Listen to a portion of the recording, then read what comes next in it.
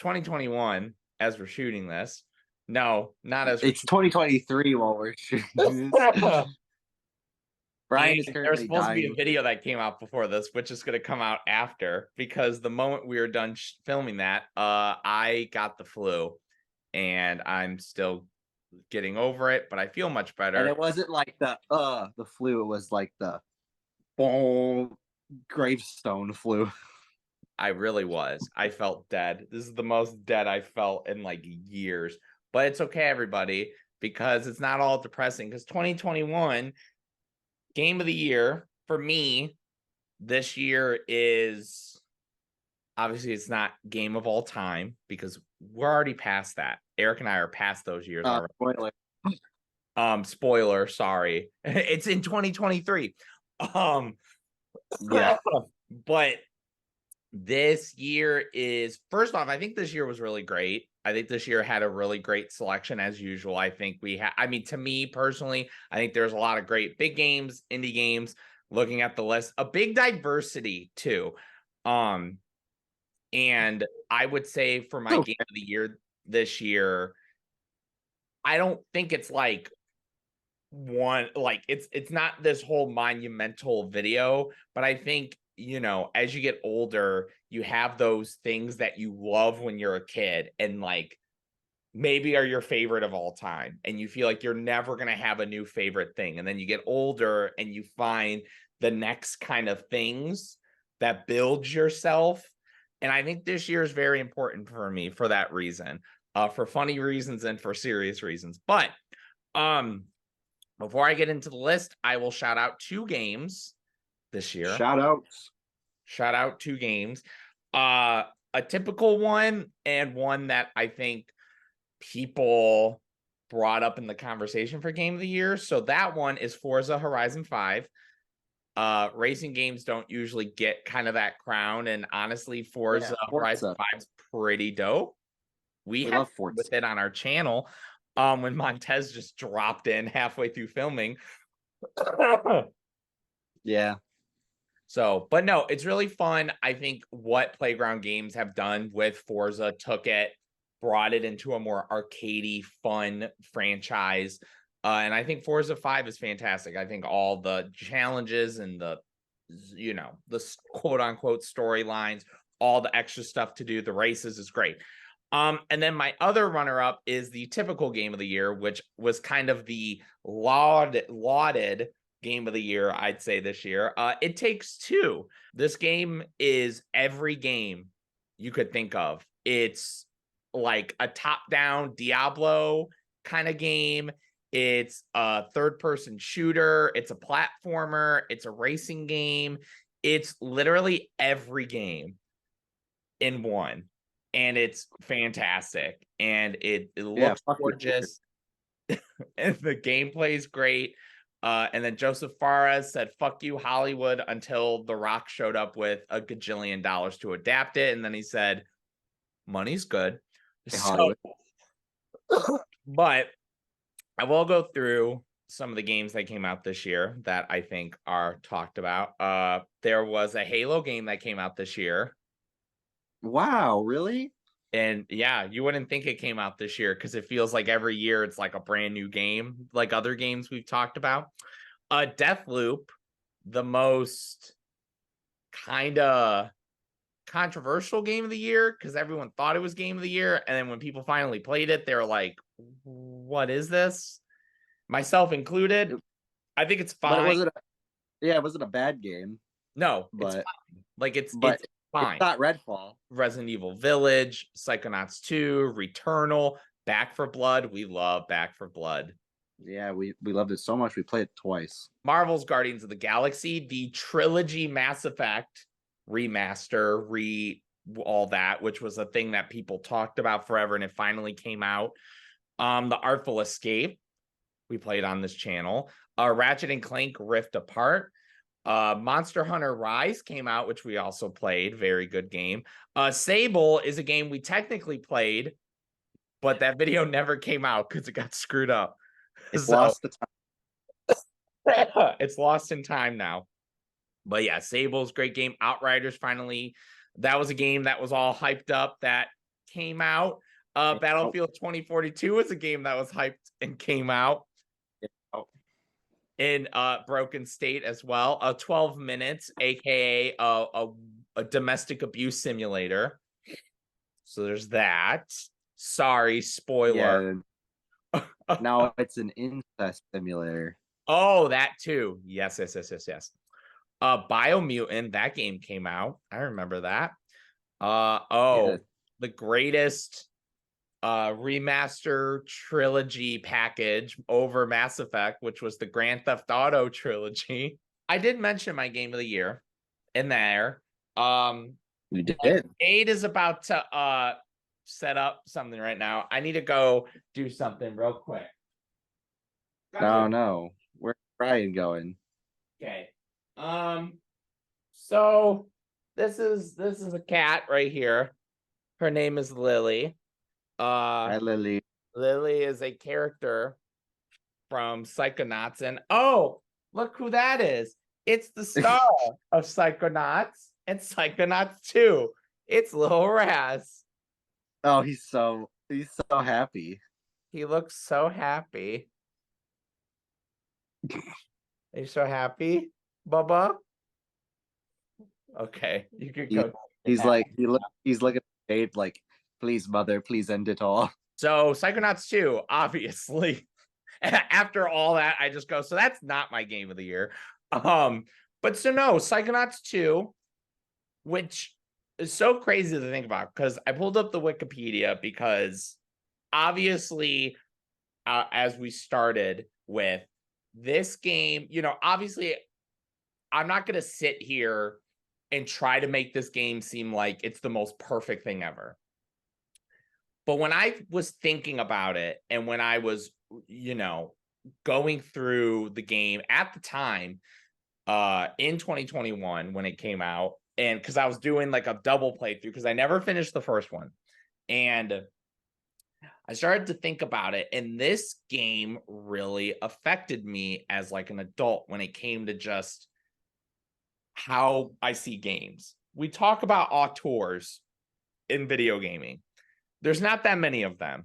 Tim Schafer is one of the few people in gaming where, like, you don't know of names in the industry. You know companies. Like, growing up, what did we always used to hear? Valve, excellent. Rocksteady, excellent. Rockstar, excellent. Naughty Dog.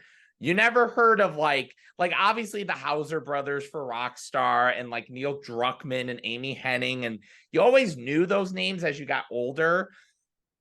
But there was never those auteurs. Like, it was like Ken Levine and even like David Jaffe to a point. And then, obviously that kind of went to Corey Barlog. But Tim Schafer was just always that guy that you knew, whether or not you loved his games or not, you knew you were going to get a damn amazing story, funny humor, some like real mature, funny humor, and just a whole lot of creativity. And Jack Black.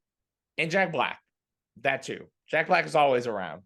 And this game, fortunately, did not suffer like The Incredibles 2, where it was a property that everybody loved, and then it took so long for a sequel to come out. And granted, I think there's still stuff about the first game that's like iconic and you can't even touch it, and it's like timeless.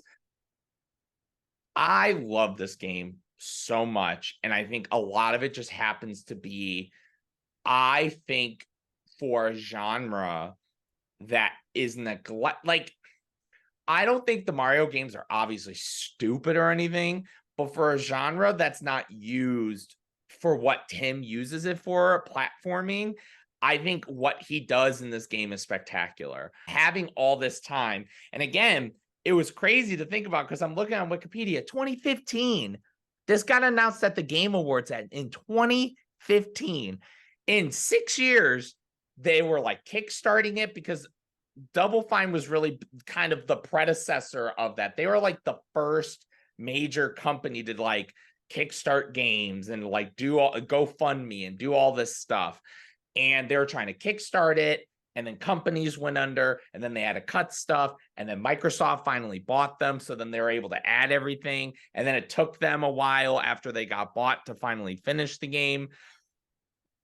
And then 2021 came around. We finally got it in August, and it's like Tim Schafer is just one of the most creative people in video games. This game is so, like, the details and the intricacies are so just small and just unique and interesting. This game takes up right after the first one. You go to Psychonauts HQ. Do you become a Psychonaut? No. You get a little sticker where it's you get a day pass. You get a little, oh, you're only here for a day. You know, you're a visitor. And you get to see the mother lobe. You get to see what's going on in the Psychonauts world. You get to see all these people from the original game come back. Your family shows up for the first time. You get to see them and the Aquados and their crazy carnival shenanigans as well.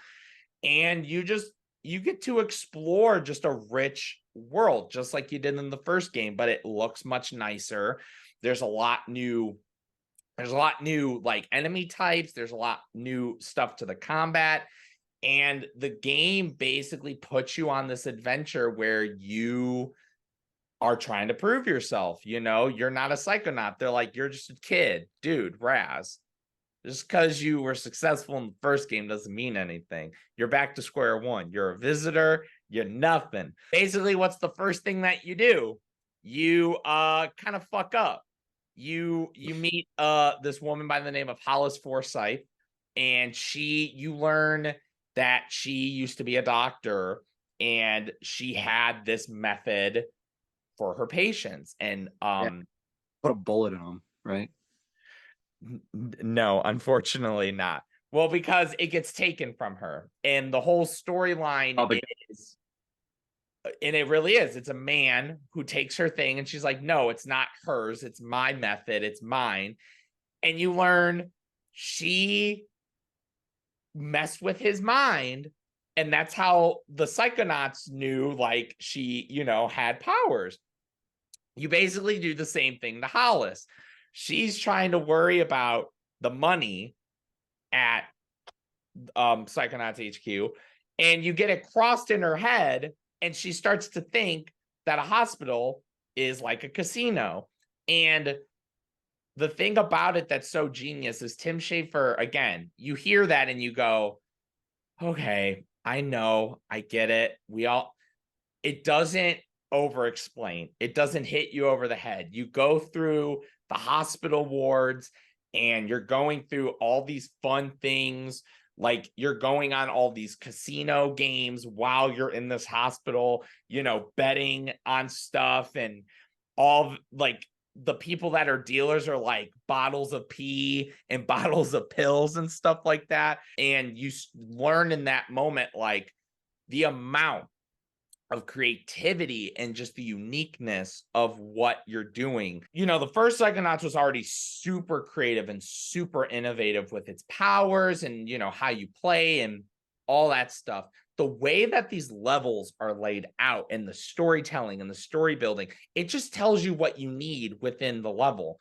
The collectibles are great too, that tell you these stories about little things here and there. You get this level where this guy feels like he's on a deserted island because he wants somebody, and like he feels like he's deserted. And so you go to a beach in his head and you have to fight these sea monsters that are in the water. There's one where you literally are on like a chop, where you have to pick up food, walk it over to certain sections and like cook food. It's not on rails or anything.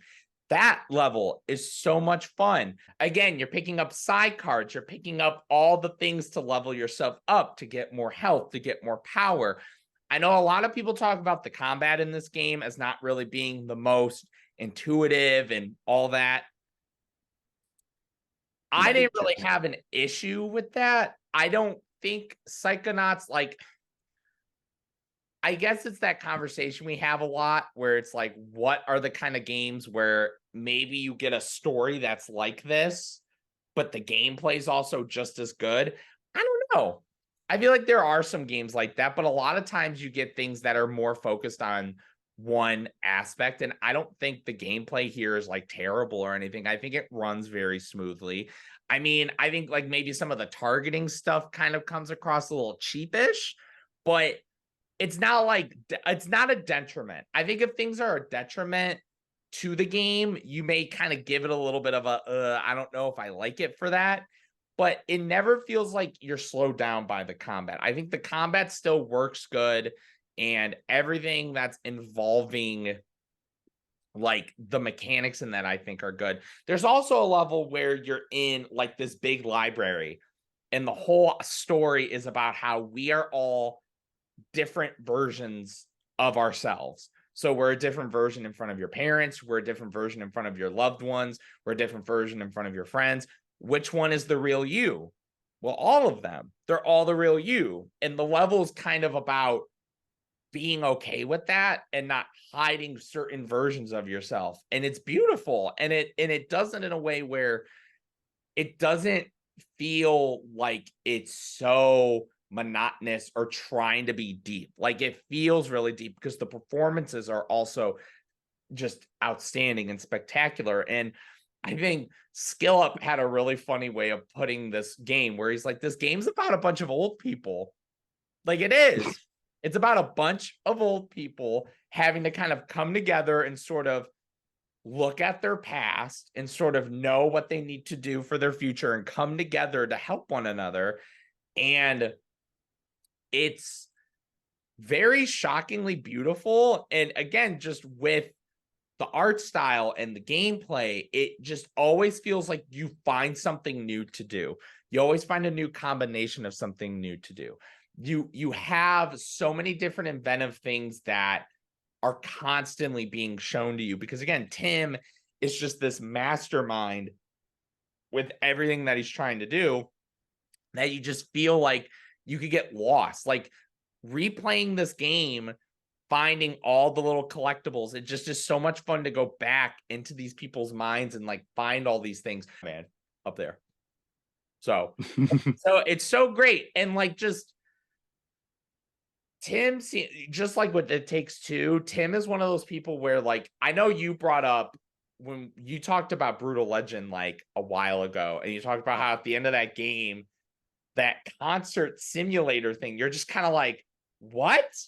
But he's just so like, he doesn't care about what things are certain kinds of things. He's like, if I have a vision, if this is what works, this is what works. And he doesn't half-ass it. Like nothing ever feels like, even if stuff in Double Fine games doesn't maybe feel 100% great, he's never just going to shove things into his game that don't feel like they shouldn't be there. Like he feels like they're at least thought out enough to where they feel fine. They don't feel janky. They don't feel like, why is this in here? This is stupid. He at least makes sure everything has a purpose.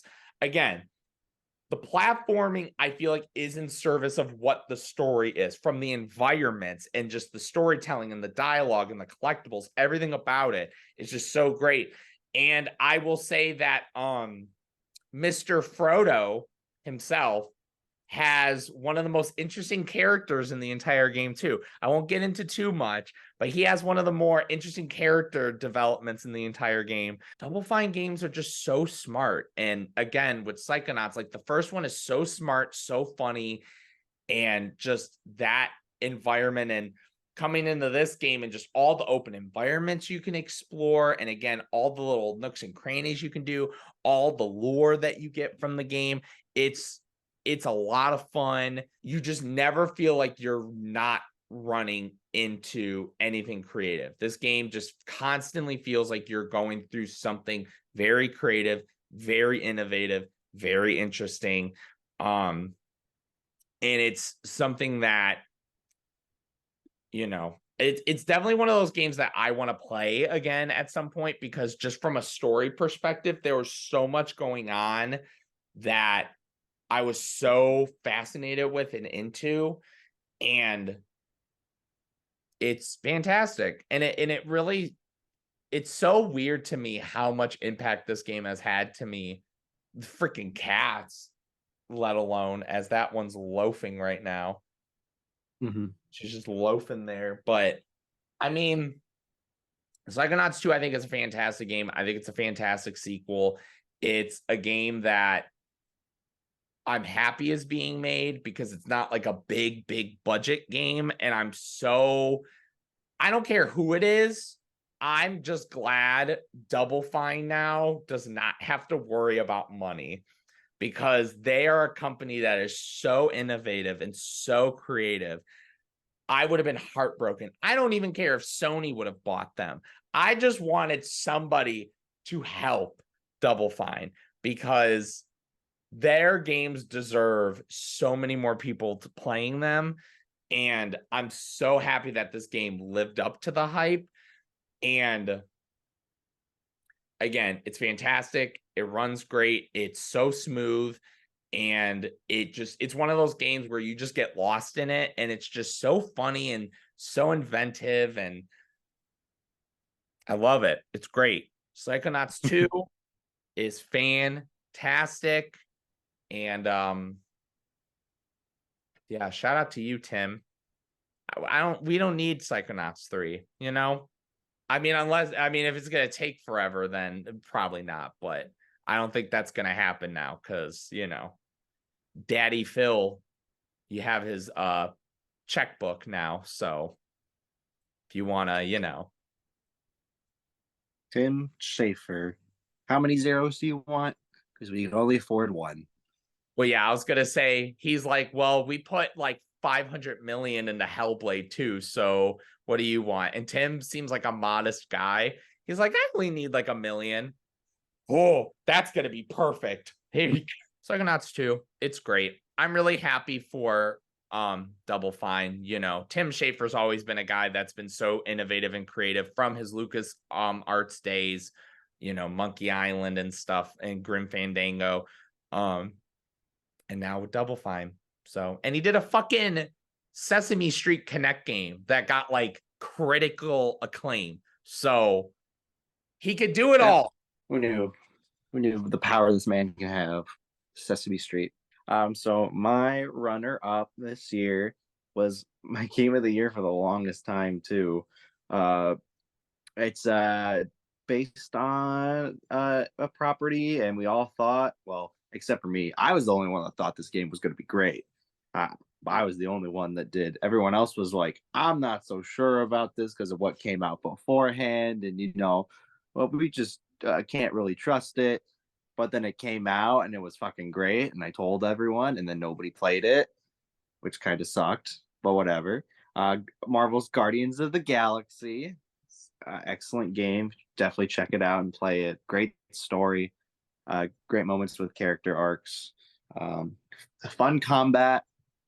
Sure, you don't play as all the Guardians, but that's not the point of the game. The point of the game is just to tell a really fun and compelling story with some fun characters and some dialogue. Um, but yeah, it was my game of the year for the longest time, and I thought, damn, I guess nothing really is gonna beat it. And one day, back in like August, I'm on PlayStation. I look at the PS Plus, added new games for for their service, and I look and I see this game that I've heard of, but I was like, huh, why do I know this, but I don't know this? And I said, you know what, fuck it. I know of it, and always I was interested, but I didn't know what it was, so I downloaded it, and it's one of the best games ever made, in a sense. Fucking love it so much to death, and it's one of my favorite roguelike games of all time. It's inventive, crazy, and fun. Brian, you like card games? Well, yeah. I mean, card games are cool. You introduced me to one card game that was kind of scary, but I don't want to bring it up ever again. So, Are you sure about that? I'm gonna bring it up again. because we played it on this channel. Oh, fuck me. Inscription. Is that how you said it? Oh, yeah. Inscription. I've given Brian the discretion about this, but I can't really talk about this game without spoiling it.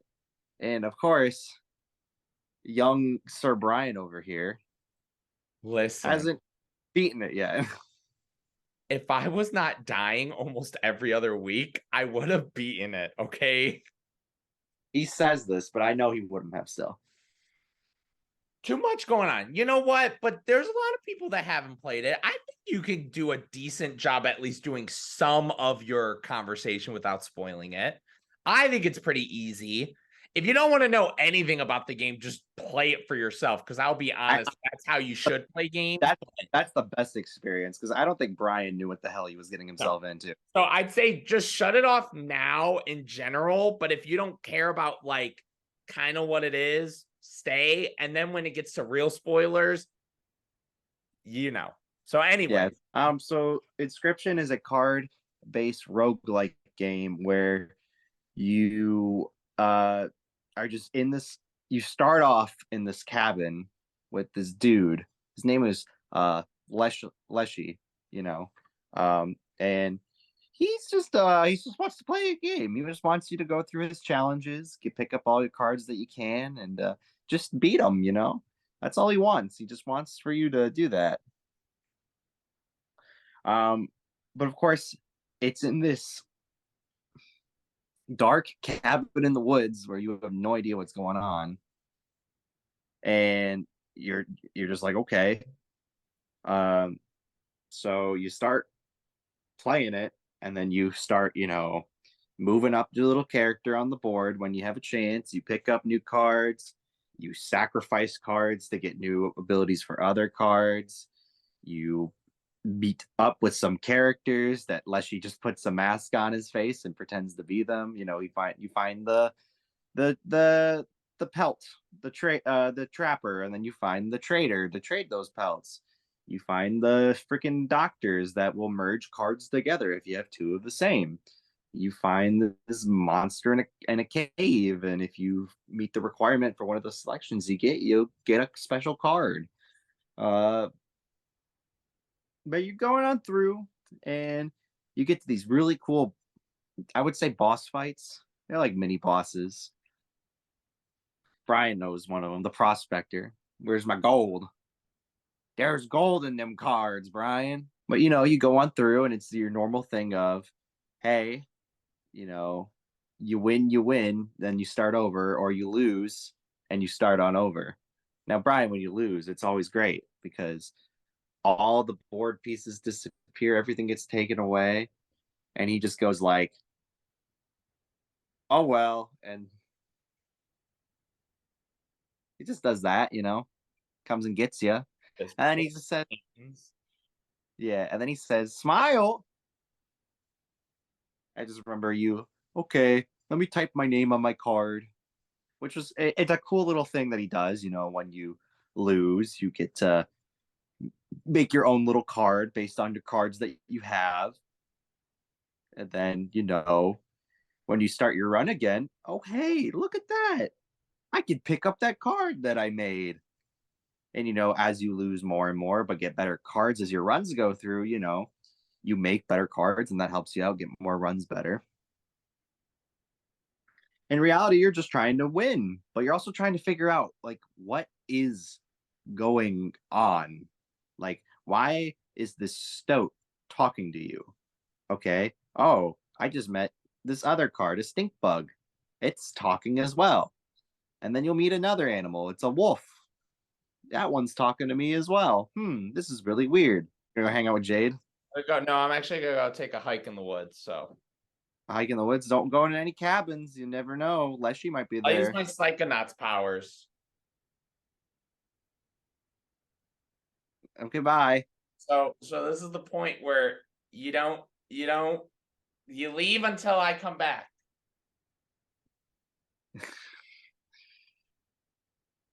My problem is I don't know how he's going to edit this without listening to me, but I'm sure he's just going to put the gameplay over it and just say, I'm not listening, la la la la la. Anyway, so once you get to a certain point, you figure out a way to get the camera away from Leshy. And what happens is, well, you take Leshy's photo, and the game kind of explodes and reverts to its original form. But during that process, you also meet the person who's playing the game. You think it's just you playing the game. No, turns out there's this guy. He's got a YouTube channel. His name's the Lucky Carter. He's a little card game. He likes to collect cards like magic, like basically rip off Magic the Gathering and like Pokemon cards. That's him though. He finds a pack of this in universe real life game of cards called Inscription. Apparently, it was a discontinued game. Um, but in the back of the pack, he finds the set of coordinates to find this floppy disk. That's why, the floppy disk is the logo icon for Inscription on your PC, or if you're playing on PS5, it's a little icon.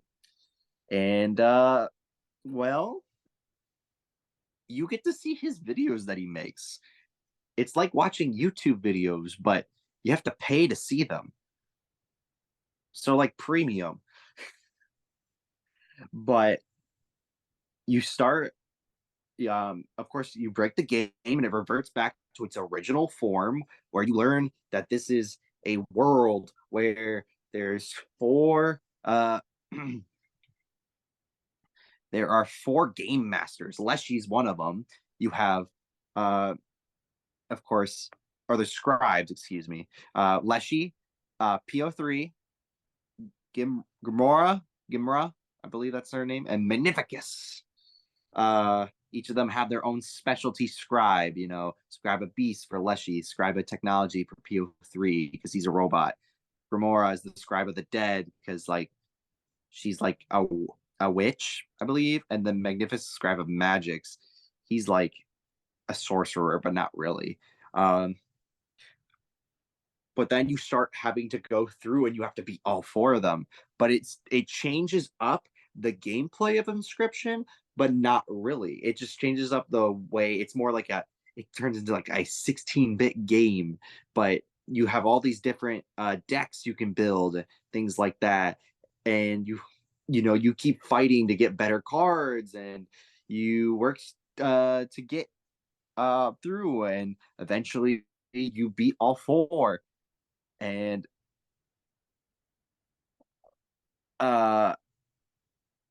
eventually you come to the point where you're supposed to take over for one of the scribes, and so you pick one of them, but PO3 appears and takes over the game, and then it changes again, and you're just confused on like what is going on, why is this happening? And during this time you learn more information, and it turns out this company that made Inscription is trying to deny its existence, however, is sending people to the Lucky Carter's house to collect this floppy disk. And you're like, what?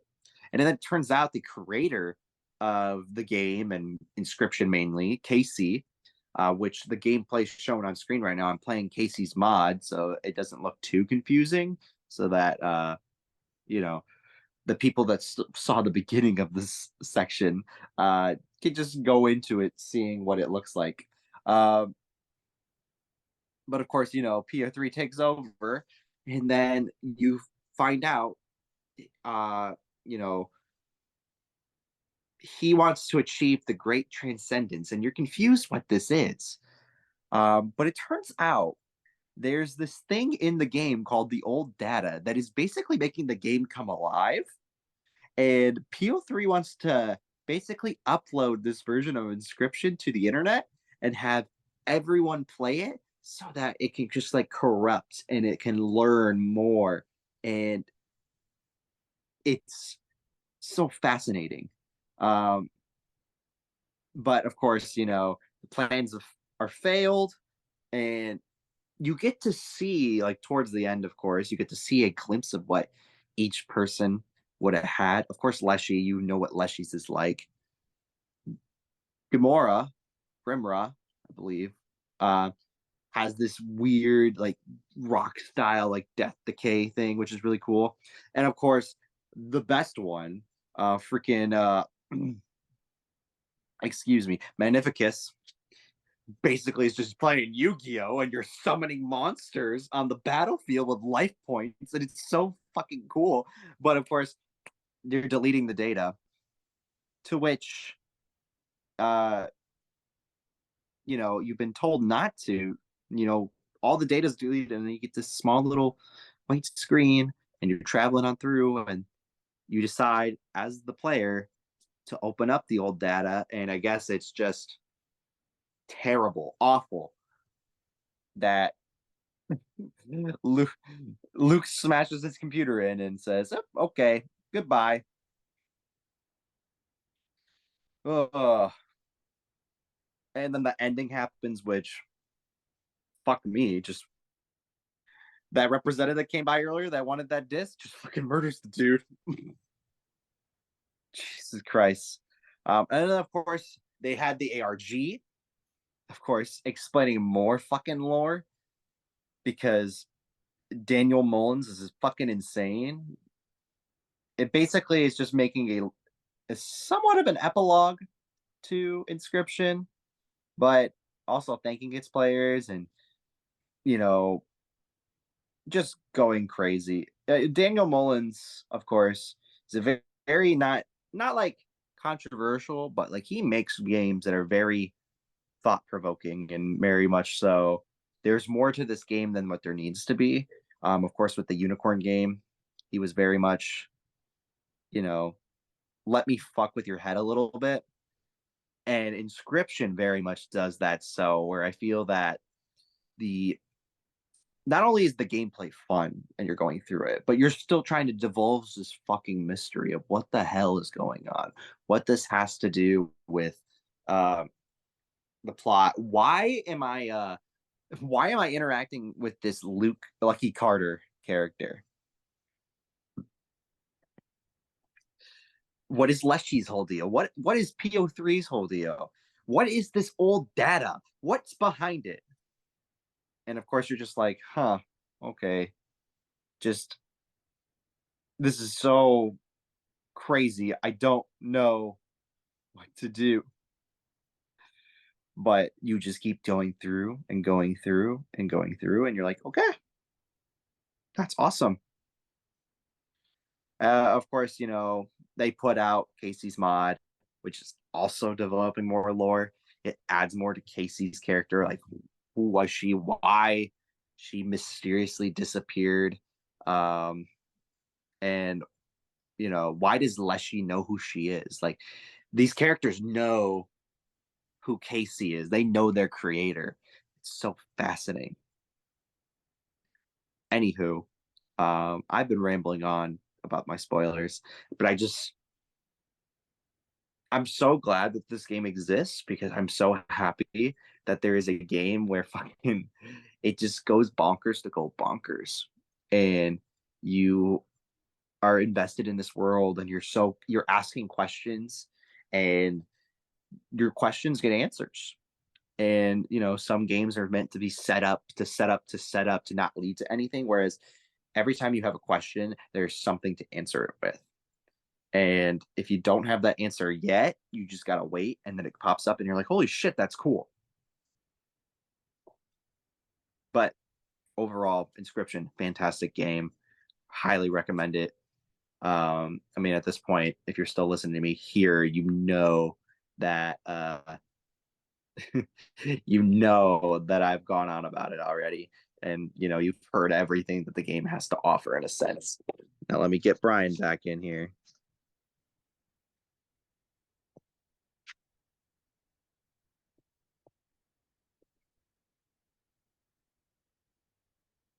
Oh, you heard me. Well, I was leaving the bathroom and then I heard, let me get Brian back in here. So, Wow, that's scary. Like Inscription. You spoil the whole game. In a sense. And talked about it and talked about Brian. I'm telling you, you got to play it. You got to finish it. And then, Well, yeah, don't say I gotta play it. I have played it. I gotta finish it. yeah, don't. It's not worth abandoning. I also You'll just know. realized this is gonna be a pain in the ass to edit. So you Oh, better I already. have rambled on about nonsense because I'm probably just keeping all of your talking in it. So you better not have said, you better not have did this whole, well, now, blah, blah, blah, blah, oh, blah, blah, blah. Because then I'm like, well, shit, it's all staying in. Yeah, because I guess I was just like, he's just gonna be like this the whole time editing. La la la la la. A fine year. I don't think it was like the best year or like the worst year, but like, Well, it definitely was better than like when we first, like when we were going into the last generation and like nothing was really coming out. I feel like we were still kind of in a, okay, at least stuff's coming out. But I think the problem with this year and 2022 and kind of 2023, they keep putting stuff out for the previous gen consoles. That's the problem. No one's pushing to put an exclusive until like this year, but like still even this year we're still getting games coming out for both PS5, PS4, and both Xbox One series consoles. And it's just like, guys, I already spent $1,000 on both your fucking systems. Can you please just put out games for only those? I'm sorry, everybody. Erik rants about, he loves the Just Dance games and he just wants them to cut that last. He's like, fuck them. No, Fuck Brian. kids. Fuck the last generation. Did you see? They still are putting it out on the fucking Wii. The Wii doesn't have internet anymore. We want those 4K non-human figures with no faces or anything to be in crystal clear. No more Wii bullshit. 2021. Leave your game at your comments. Like comments, skip. We're getting so close at this point. This is how I feel. We're so close. The next one's kind of the penultimate, but like we said, we're gonna continue this like every year afterwards. Well, yeah, we got this, we got 2022, and then we're gonna wait to do 2023 in January. Then we're still gonna do years after this. Maybe we'll go crazy and do other years we haven't discussed. I don't know. We'll got our tier lists that are still gonna come out. It's never ending. We thought Game of the Year cast would be a thing and end, but no, it's never ending. Oh well. But you know what? Yes. What were you gonna say? You know what they say? Toodaloo. Toodaloo.